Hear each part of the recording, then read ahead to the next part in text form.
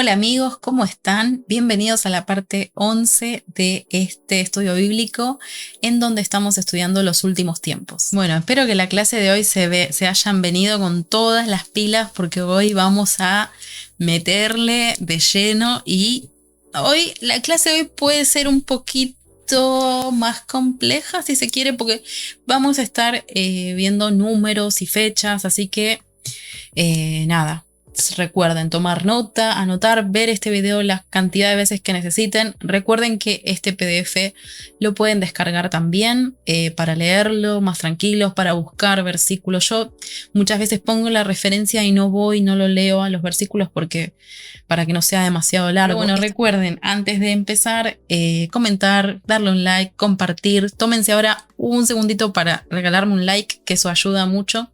Y recuerden también seguirme en las redes sociales, en Instagram, en TikTok, en Facebook. Bueno, ya saben, esto ya lo saben, todas las clases es lo mismo. Otra vez, retengan lo bueno y desechen lo malo. No soy la dueña de la verdad, eso es lo que creo hasta el momento de ahora. Quizás en el futuro creo otra cosa y está bien. Creo que eso es algo sano. Creo que es sano pensar por qué creo lo que creo, por qué sigo creyendo lo que sigo creyendo. Pienso que eso es algo sano.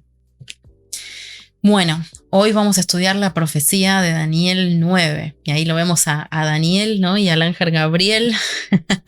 Esa foto, nada, la encontré en internet y me pareció tierna. Bueno, esto ya lo hemos visto. Daniel 9 junto con Mateo 24 son los dos pasajes más utilizados por los futuristas para proclamar que estamos viviendo los últimos tiempos. La interpretación futurista, ¿cuál es? Esto ya lo hemos estudiado, ¿no? Ellos creen que literalmente, ¿no? En algún momento de nuestro futuro, no se sabe cuándo, porque ellos dicen que nadie sabe el día ni la hora, pero que la iglesia, yo intenté hacer lo mejor posible, mis gráficos son muy graciosos, me da causa mucha gracia el anticristo, pero no sabía cómo hacerlo.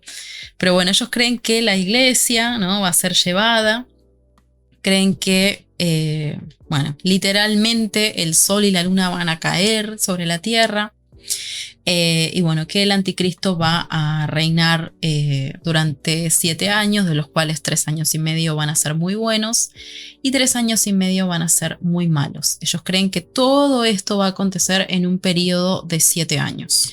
Bueno, esto es más o menos lo que ya dije recién, pueden leerlo si desean, pero sí lo que creen es que yo acá marqué 3 años y medio porque ellos creen que antes de esos 3 años y medio el templo de Jerusalén será reconstruido. Es como que ellos como que todo el tiempo están dependiendo y por eso van a ver que se enfocan tanto en ver qué hace Israel, porque ellos creen que el hecho de que se reconstruya, si es que se reconstruye un templo, es una señal profética del fin. Entonces, ellos creen que en los primeros 3 años y medio que aparecen acá, el templo va a empezar a reconstruirse y que van a ser un tiempo en donde a todo el mundo le va a caer bien el anticristo.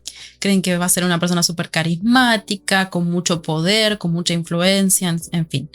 Y ellos creen que en los otros 3 años y medio, o sea, acá, creen que el anticristo se va a revelar como anticristo, justamente, que se va a revelar como el diablo, por así decirlo, y que va a sentarse en un reconstruido templo de Jerusalén. Creen que él va a sentarse ahí y va a decir que él es Dios.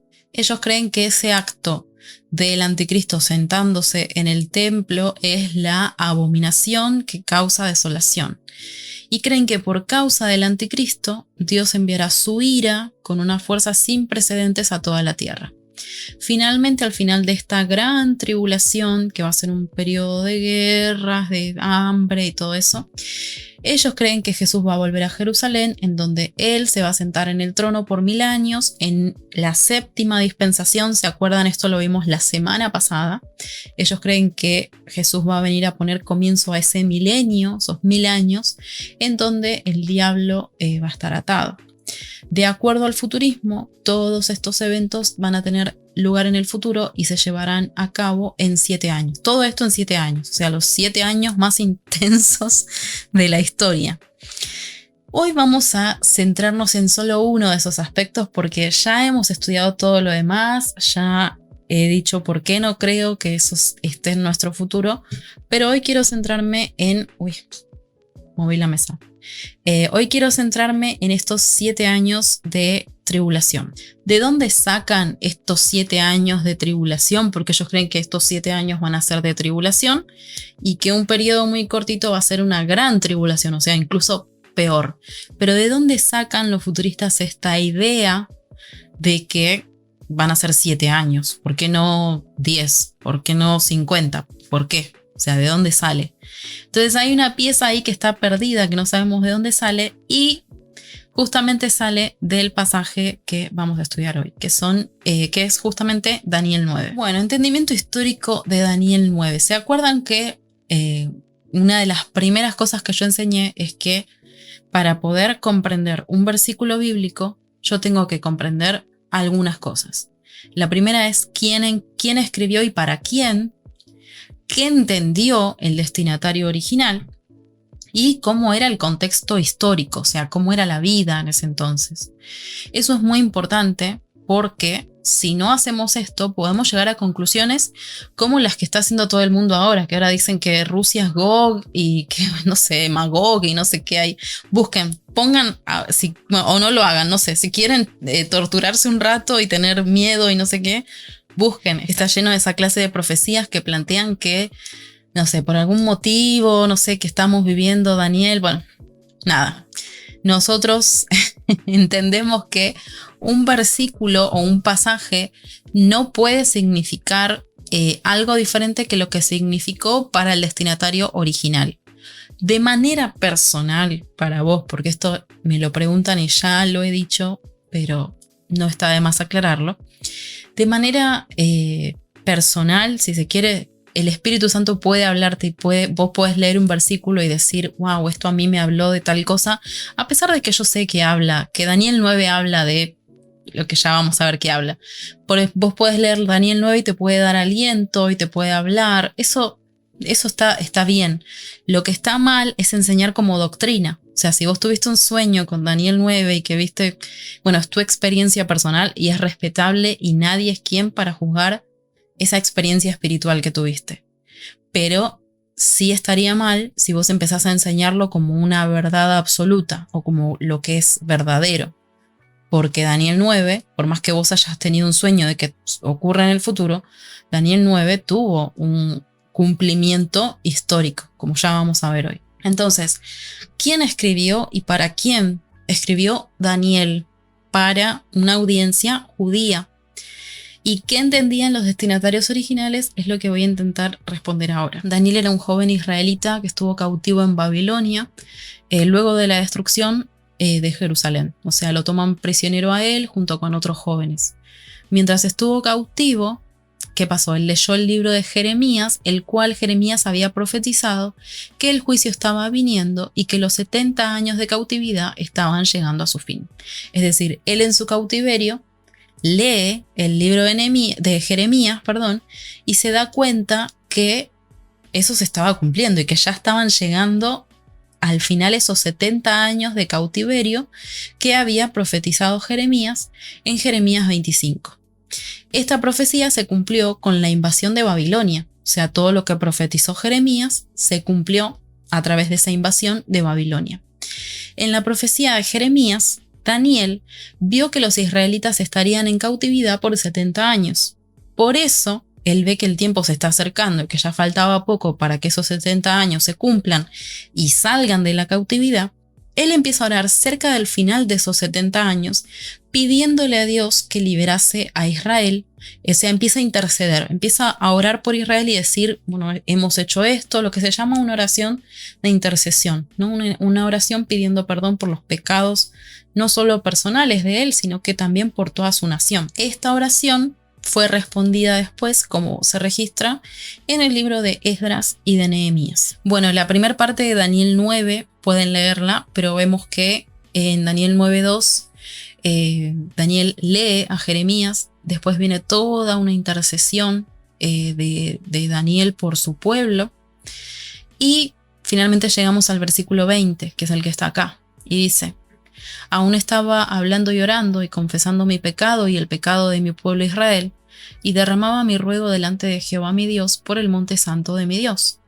Aún estaba hablando en oración, cuando el varón Gabriel, a quien había visto en la visión al principio, volando con presteza, vino a mí como a la hora del sacrificio de la tarde. Este ángel Gabriel, o sea, se le aparece el ángel Gabriel, que fue el mismo ángel que se le apareció a María. Y el ángel le da una profecía que dice: 70 semanas están determinadas sobre tu pueblo y sobre tu santa ciudad para terminar con la prevaricación y poner fin al pecado y expiar la iniquidad, para traer la justicia perdurable y sellar la visión y la profecía y ungir al santo de los santos.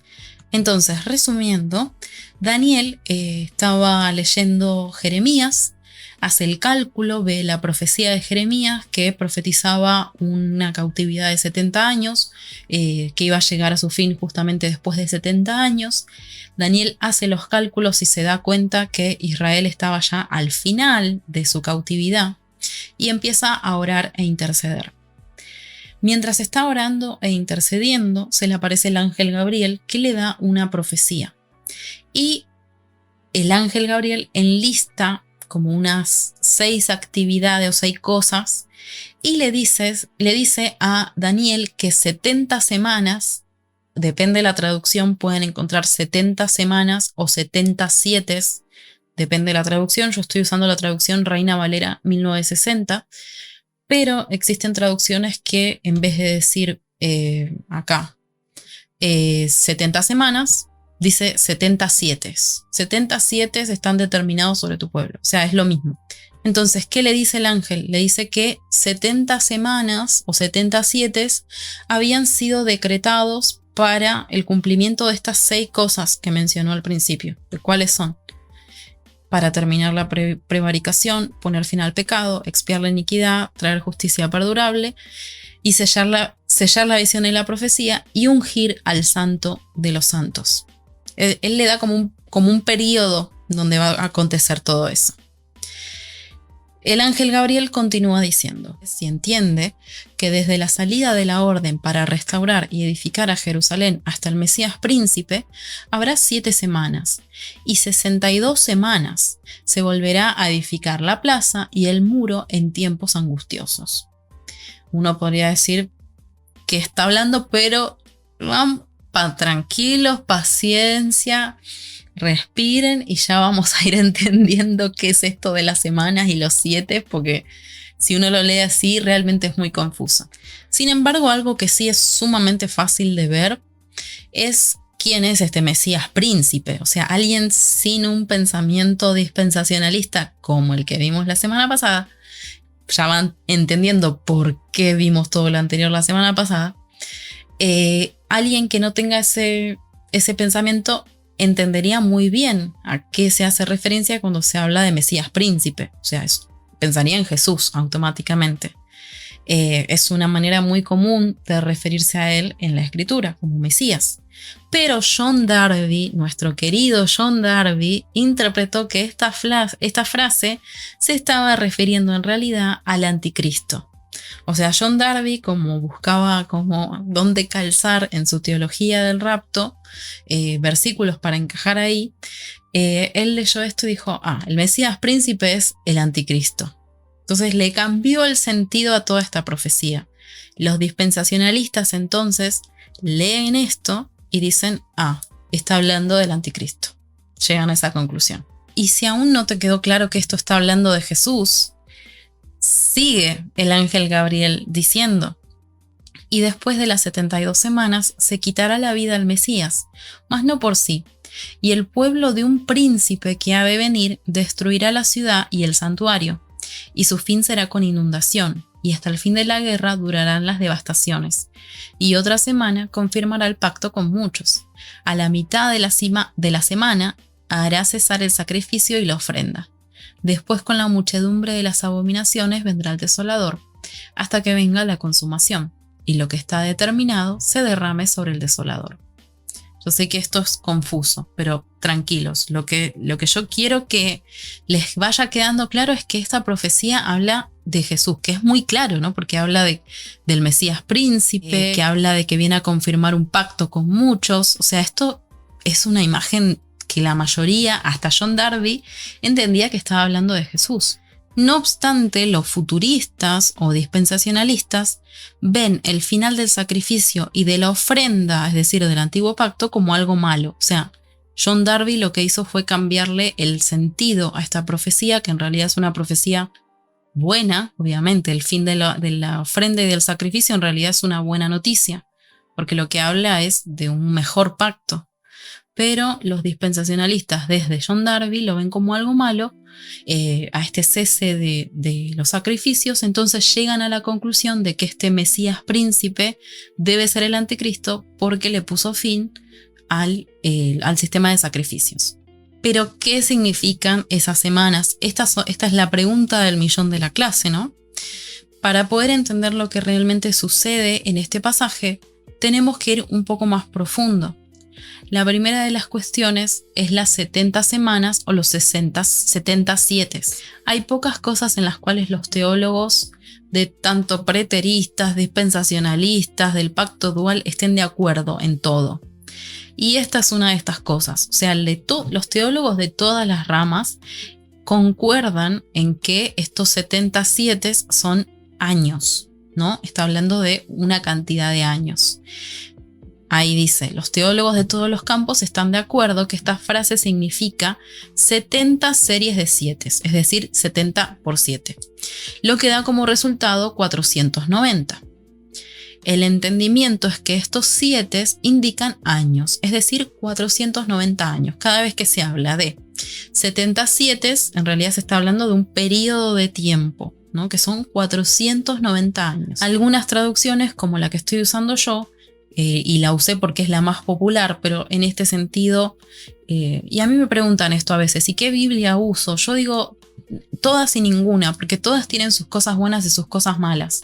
Reina Valera tiene algunas cosas buenas, que NBI tiene otras cosas buenas, y nada, hay que jugar con todas. O sea, yo siempre les dejo el link de Bible Hub, que es lo que yo uso, porque compara las diferentes versiones. Pero en sí usé Reina Valera porque sé que al menos en la iglesia en Argentina es la versión que más se utiliza. Pero nada, como dice ahí, algunas traducciones usan la palabra semanas en lugar de 7, pero estas no significan semanas literales, porque eran referencias proféticas judías en referencia a los años. Por eso, estas 70 semanas o estos 77 es una referencia a un periodo de 490 años. Bueno, acá el versículo 25 sigue y hay como otra ecuación. Por eso les dije que la clase de hoy vamos a estudiar matemática un poquito. Porque primero ya vimos que se habla de 77, que son 490 años. Pero en el versículo 25 sigue y dice: y edificar a Jerusalén hasta el Mesías príncipe. Habrá 7 semanas, es decir, 7 por 7. Y 72 semanas, es decir, 62 por 7. Entonces, acá hay otra ecuación en donde 62 7, es decir, esto que está acá, ahí, se suman a los otros 7 7, es decir, a estos primeros. O sea, empieza a plantear otra ecuación. El resultado son 69 7. ¿Van entendiendo? Porque está hablando de otro periodo de tiempo de 62 semanas que se suman a estas otras 7 semanas. El resultado da 69 7. Si sumamos 62 semanas o 62 más 7 nos da 69. Y esto significa que de los 77 del principio, de los que mencionábamos acá, estos 490, esto lo que nos dice es que 77 ya habían sucedido, es decir, 483 años. ¿Por qué? Porque 69 por 7 da como resultado 483.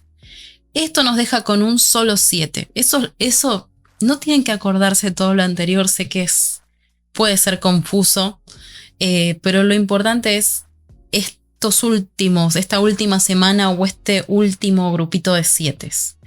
Este es el entendimiento con el que están de acuerdo todos los teólogos de todas las diferentes áreas futuristas y preteristas. Este último 7 o semana es el 7 de la discusión. En Argentina diríamos la gran 7, ¿no? Es como el 7 que nos interesa. Todo lo anterior es importante, por supuesto, para poder entender, pero si se les hizo una ensalada, tranquilos, vuelvan a mirarlo.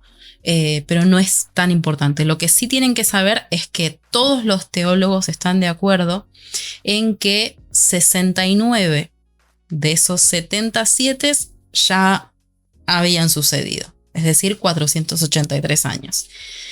De acuerdo al pensamiento futurista, al final, o mejor, al principio de este grupo de 7 años es donde empieza la tribulación. ¿Se acuerdan? Esto. ¿Por qué ponen 7 años? Y porque ellos creen que son literalmente 7 años que, o sea, y es ahí una de las principales críticas al futurismo, es que justamente cuánto tiempo dura la última semana, porque si supuestamente estamos en la última semana, ellos creen que los primeros 69 7, es decir, los primeros 483 años, sí fueron literales. Pero esta última semana, no sé, se va extendiendo ya hace más de, no sé, miles de años, y ellos creen que después finalmente sí van a ser 7. O sea, es como que no tiene mucho sentido de la manera en la que estamos estudiando nosotros. Bueno, la última semana, como les decía, lo importante acá es estos últimos grupos de 7, que entendemos que son años. La interpretación histórica de este pasaje es un poco diferente. Los 490 años fueron un periodo de tiempo dado a Daniel en el cual ciertas cosas sucederían. O sea, les da como un listado de cosas. El ángel Gabriel le dice, todas estas cosas van a suceder en 490 años. En el versículo 25, Gabriel clarificó que esa línea de tiempo no comenzaría de inmediato, sino cuando el mandato de restaurar y reconstruir Jerusalén se emitiera. Desde ese mandato hasta que el príncipe Mesías viniese, esto es Jesús, serían 483 años, que esos son 69 de los 77.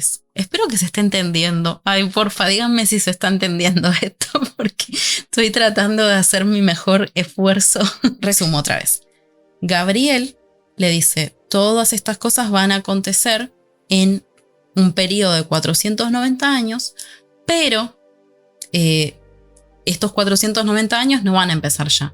Van a empezar cuando se dé la orden de restaurar y de reconstruir Jerusalén.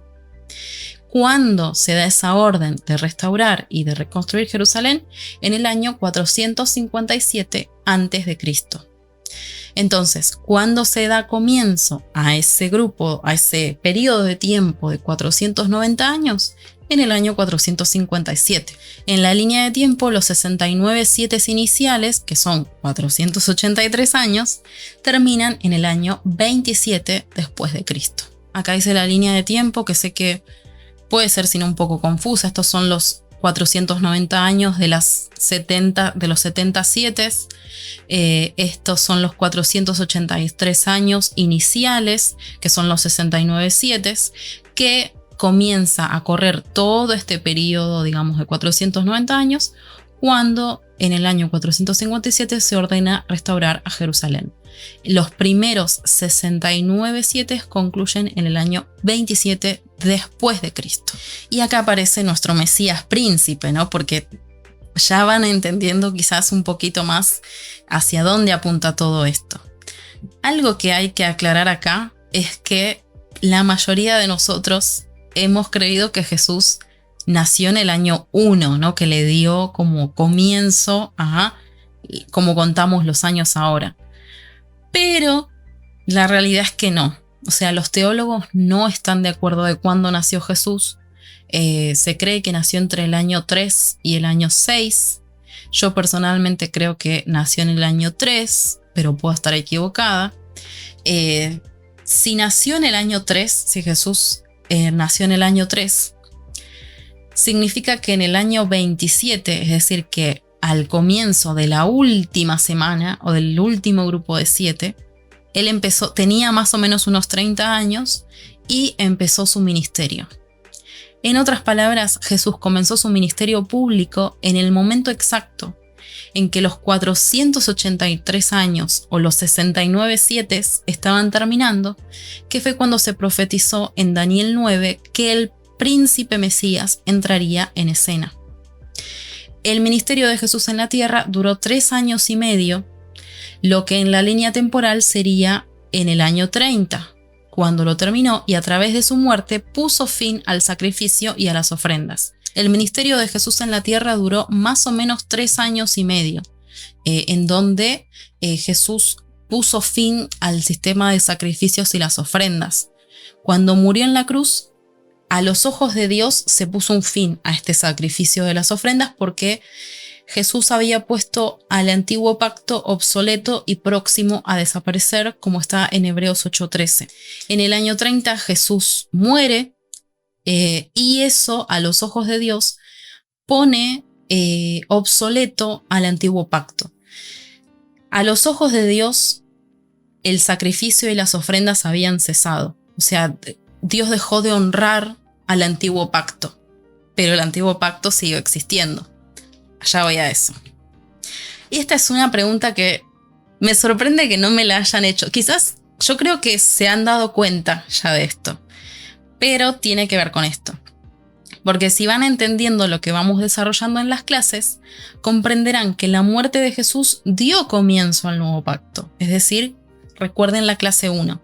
Dios es fiel al pacto en el que está. Dios hace un nuevo pacto con su Hijo. A través de ese nuevo empieza a honrar ese pacto, pero el antiguo pacto siguió. O sea, siguieron los sacrificios y las ofrendas, pero a los ojos de Dios, Él ya no lo honraba más. Es decir, es como que cambia la constitución de un país. Ok, sí, vos podés seguir viviendo según la constitución anterior, pero si vos vas a hacer una denuncia porque alguien violó algo de esa constitución nacional que vos tenés que es vieja, nadie te va a tomar en cuenta porque esa ley ya no aplica más.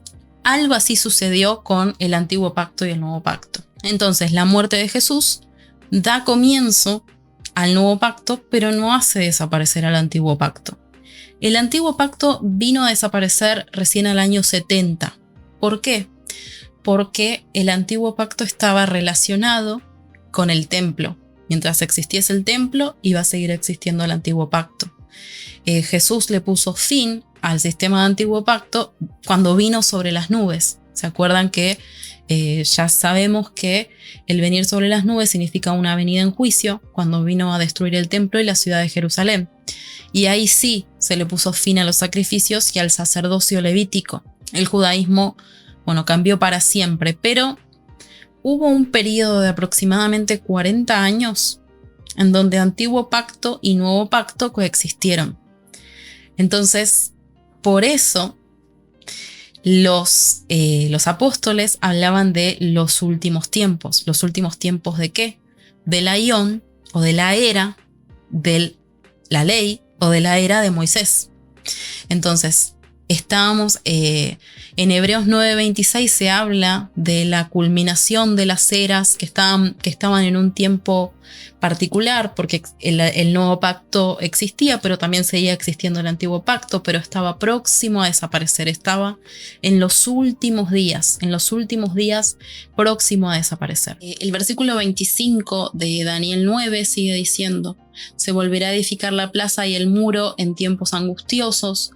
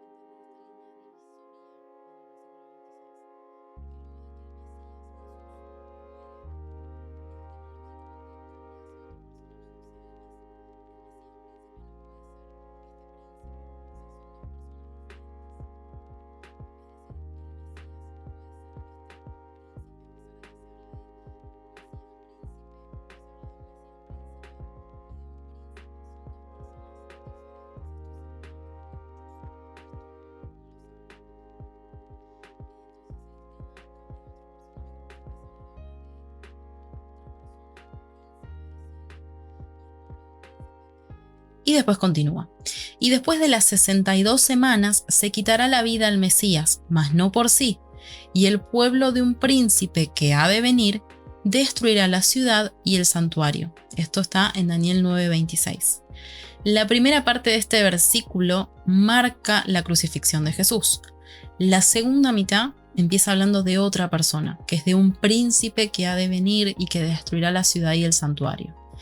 Es importante entender esta línea divisoria en el versículo 26, porque luego de que el Mesías, Jesús, muere, el tema lógicamente cambia hacia otro personaje. Es decir, el Mesías no puede ser este príncipe, a pesar de que se habla de Mesías príncipe, pero se habla de un Mesías príncipe y de un príncipe. Son dos personas diferentes. Esto es importante porque muchos esto no lo saben. Entonces el tema cambia a otro personaje. Se empieza a hablar ahora de otra persona, de un príncipe, diciendo, y el pueblo de un príncipe que ha de venir destruirá la ciudad y el santuario, y su fin será con inundación, y hasta el fin de la guerra durarán las devastaciones. Todo esto habla del príncipe que habría de venir en contra de Jerusalén. A través de toda la historia de la iglesia, esto ha sido interpretado como una referencia al general Tito. ¿Se acuerdan? Esto ya lo hemos estudiado. Este príncipe que rodeó la ciudad y el santuario, que vino con sus ejércitos, que destruyó finalmente el santuario en el año 70. En el versículo 27 se vuelve a hablar de Jesús diciendo, y por otra semana confirmará el pacto con muchos, a la mitad de la semana hará cesar el sacrificio y la ofrenda. Este versículo habla del último 7, de esta semana que había quedado ahí colgada, durante el cual Jesús confirmó un pacto con muchos a través de su ministerio terrenal. En el medio de estos 7 años, Él le puso un fin al sacrificio a través de su muerte, es decir, Dios dejó de honrar a los sacrificios. Como estamos leyendo una traducción al español, ¿se acuerdan que las traducciones son un impedimento o una dificultad al momento de entender el verdadero significado de algunas cosas? Entonces puede que no entendamos la estructura de la profecía. O sea, las profecías a veces tienen una forma como de C, de letra C, por así decirlo. Esto tiene un nombre que no importa, pero muchas veces en las profecías hebreas se dice lo importante al principio, luego se hablan de otras cosas y se termina con la misma idea que se concluye. Algo de esto tiene que ver con la manera, con la estructura de las profecías hebreas. Entonces, como muchas veces no entendemos la estructura de las profecías y como muchas veces no entendemos que estamos leyendo una traducción de una traducción de una traducción, podemos perdernos en este ida y vuelta de estos dos personajes que son diferentes. Pero así, de esta manera que estoy explicando ahora, la mayoría de la iglesia entendió este pasaje hasta la llegada de John Darby.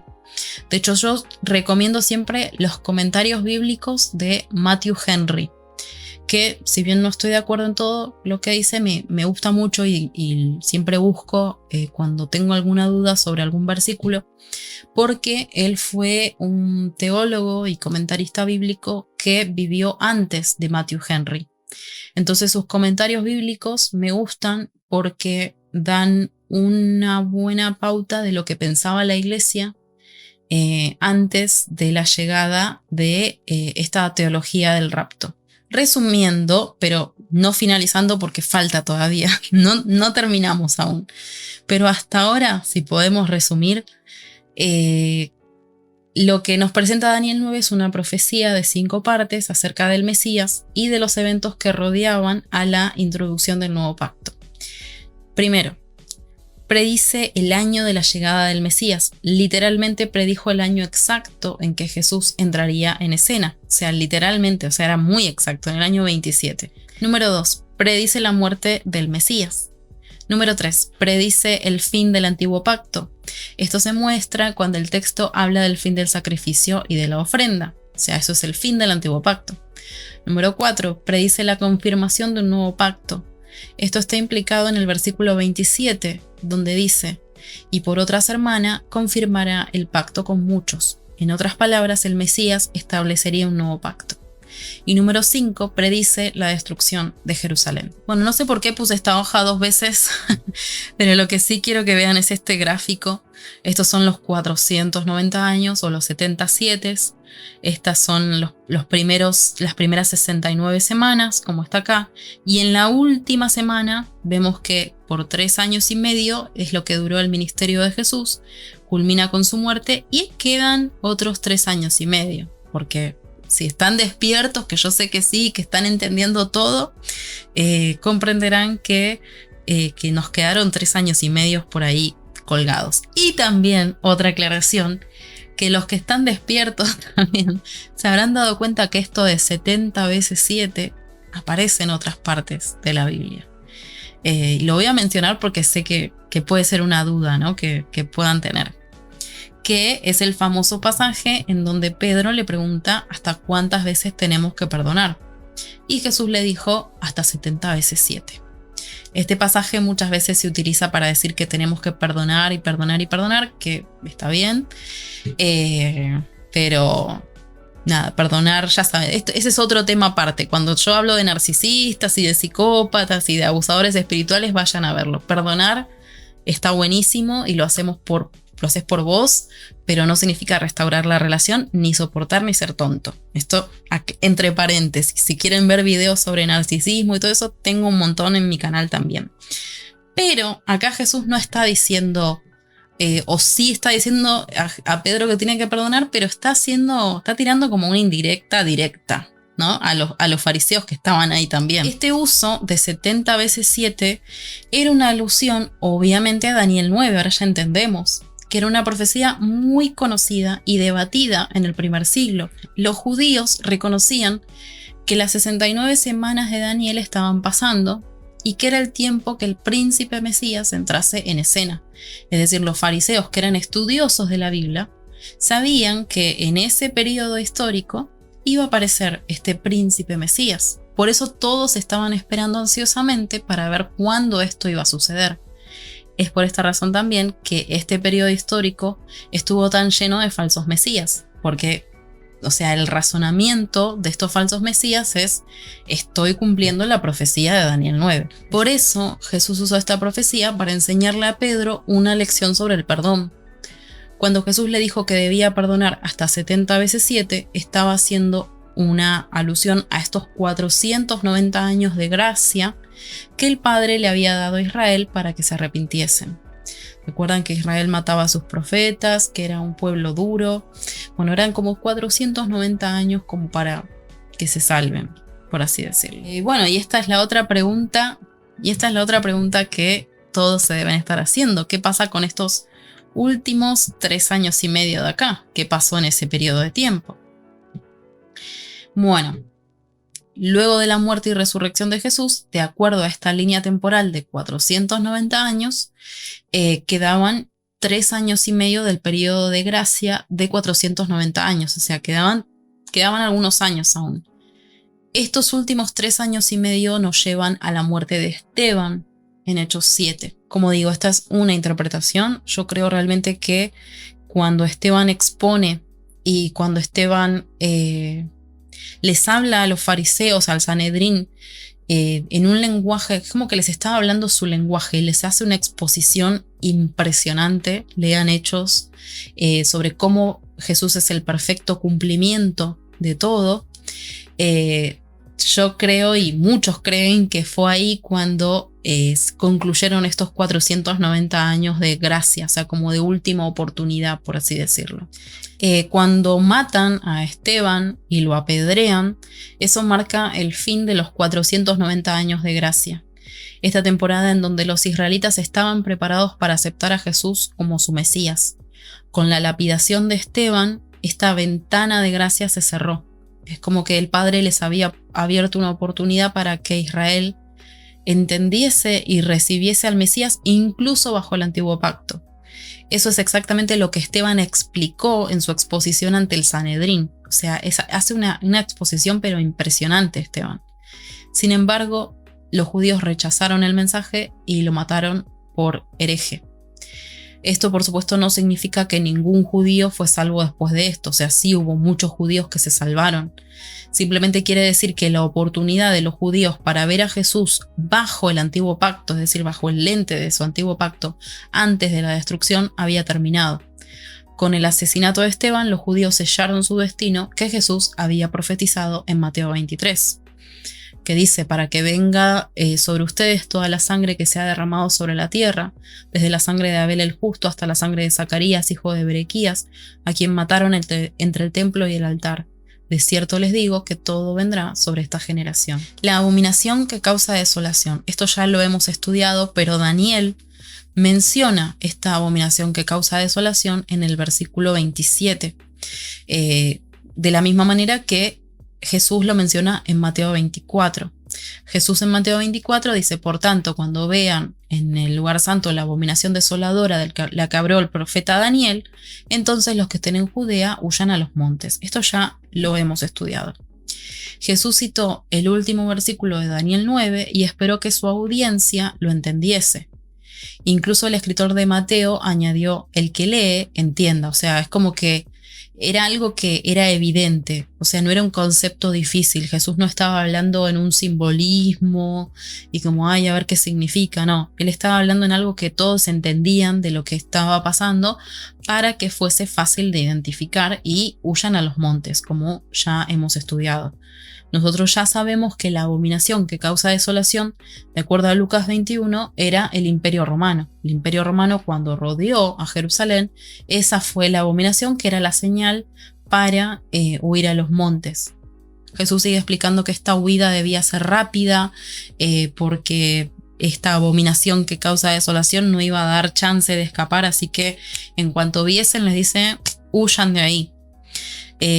Algunos dicen que este pasaje habla del fin del mundo porque, en su opinión, dicen que hay eventos más recientes en la historia que fueron peores que la destrucción del año 70. Y ciertamente, si nos centramos solamente en los números, la destrucción de Jerusalén no fue la peor de la historia. O sea, hubo lamentablemente matanzas peores. Y el pueblo judío también bueno, ya lo sabemos, ¿no? Pero con Hitler ha sufrido cosas espantosas. Si vamos a los números, sí, el holocausto fue peor, si vamos a los números. Pero, si entendemos el impacto que tuvo para la cultura, vamos a ver que este fue el peor evento jamás registrado en la historia de los judíos. ¿Por qué? Porque para los judíos esto tuvieron que cambiar totalmente la manera en la que expresaban y vivían su fe. Entonces una cultura tan antigua, con tantas costumbres y que su vida giraba en torno al templo, de repente tuvo que cambiar todo eso. Luego de la destrucción de Babilonia, los judíos volvieron a reconstruir el templo. Pero incluso hoy, que ya pasaron más de 1900 años de aquel entonces, de la destrucción del año 70 del templo, al día de hoy no tienen templo. E incluso si lo reconstruyesen, no hay manera de saber fehacientemente quiénes son los verdaderos levitas, los verdaderos descendientes de Leví, porque recordemos que se destruyeron también las genealogías. En resumen, todo esto sufrieron los judíos en el primer siglo. Primero, que el templo fue destruido. Segundo, que todo el sacerdocio fueron asesinados, que fueron 8.500 sacerdotes. Todo esto está registrado en el libro de Flavio Josefo. Tercero, murieron más de 1.1 millones de judíos, muchos de ellos de maneras horribles, como ya hemos estudiado. Número 4. Los registros genealógicos fueron destruidos, lo que significa que nunca más podrán instaurar un verdadero sacerdocio levítico. Por eso, el judaísmo tuvo una transición del judaísmo mosaico al judaísmo rabínico, es decir, la versión moderna del judaísmo no se parece en nada a la que leemos en la Biblia. Ni siquiera está conectada a esa versión antigua, porque ya no tienen un templo en el cual juntarse a ofrecer sacrificios. Por eso, la destrucción de Jerusalén en el año 70 fue verdaderamente un evento devastador para los israelitas. Resumiendo y ahora sí finalizando, la profecía de Daniel 9, a pesar de ser fundamento de la doctrina futurista, ya tuvo su cumplimiento en Jesús en la destrucción del templo y en la muerte de Esteban. No estamos esperando un futuro cumplimiento. Así que mis queridos amigos, eso fue todo. Muchas gracias si miraron hasta el final. Recuerden regalarme un like, un comentario, compartirlo y seguirme en todas mis redes sociales. Muchas gracias de corazón a todos los que están sumados a esta serie, a los que miran hasta el final. Y bueno, nos vemos la semana que viene con otro video. Bye.